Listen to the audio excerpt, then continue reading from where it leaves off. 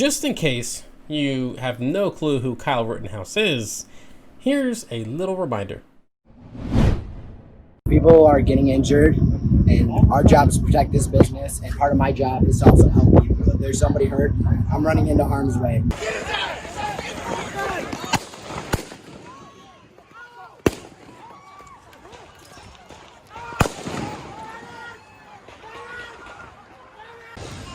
Hey, he just shot them! Hey, dude right here just shot them! Yeah, that always pisses me off about this clip. That's everything you need to know about, how African Americans or people are looked at or by the police or whatever. Is that they're literally yelling, "This guy just shot someone. He's got a gun. He's got his hands up because he's expecting to get arrested," and he just walks on through, no problem at all. And so, Kelly, is this the ultimate sign of our divided times? That a 17-year-old is considered a domestic terrorist by half of the country, and the other half of the country looks at him like a hero?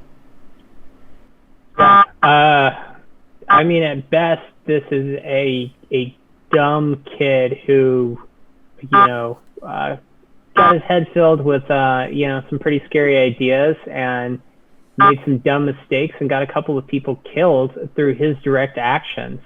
At worst, he's a domestic terrorist, and I don't think those are that far apart in this case. I don't think this is a case where we're looking at somebody who, deserves somehow more benefit of the doubt than we would give somebody else in any of these cases.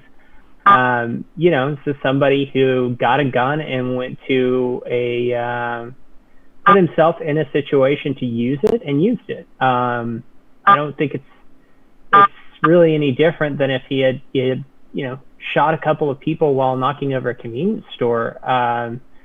To see, him lauded as this hero is just bizarre. And yeah, I mean, I you saw there in that article, the My Pillow CEO, known as the last big major advertiser on Fox News for Tucker Carlson, was behind getting him released. It's pretty bad. I mean, it's I can imagine, for people who were there in Kenosha, this has got to be like, being a New Yorker and seeing, a member of, Al Qaeda who helped plan, the 9/11 attacks, just get out on bail and get a sponsorship. And it's frankly disgusting. Absolutely. I'm like, what's next? Like a modeling contract for, the Boston bomber, or, what is Dylan Roof going to get signed by somebody? Like, it's just, and it's one of those things. Like, people, I've always thought that this, really just showed people's biases because, it's pretty clear to see, how all that went down. And, people were defending his mom, which I'm like, that's just a sign. If you, like, who in their right minds thinks it's a good idea for a 17-year-old to drop their 17-year-old off in what they think is a violent, like, protest zone to defend businesses or, get rid of graffiti or whatever he was supposed to be doing? Like, it's just, it just boggles the mind how some people could think that would be a good idea. Yeah, this is, we've talked about it for years, about, what makes someone become a terrorist or join Al Qaeda or any, ISIS, what makes people go from living in Paris or Boston or wherever, and then, they look at these videos on the internet and decide that they're going to join ISIS. And now, it looks like we're seeing a little bit of that here at home, where, you have somebody who was sitting at home watching all these videos, had their head filled with all this ideology, painting other people as the enemy, painting them, as less than human, and then got a gun and went out and used it. Absolutely. And we're already seeing that with the rise of militias around the country and, violent militias who wanted to kidnap the governor of Michigan and hold a trial, which, was really just code word for they were going to execute her. And then the same thing in Michigan. It's kind of crazy to see the rise of terrorism here in America. That's all homebred. Yeah, I mean, and it's wild to see, these, them being called militias, rather than groups of people planning, a terrorist attack on a governor. Um, I mean, we've seen all these crazy reactions to, supposed terror plots. The FBI got in trouble even for, at one point just setting suspects up by providing them with the plans, the bomb, the van, the guns, and so to see somebody, these guys already had all that by themselves, it's wild to think that, the country was captivated by some of those cases, involving eco-terrorists or what have you, where, no one got hurt, nothing came even close to fruition.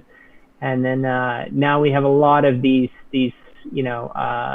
groups where, in some cases people are really getting hurt.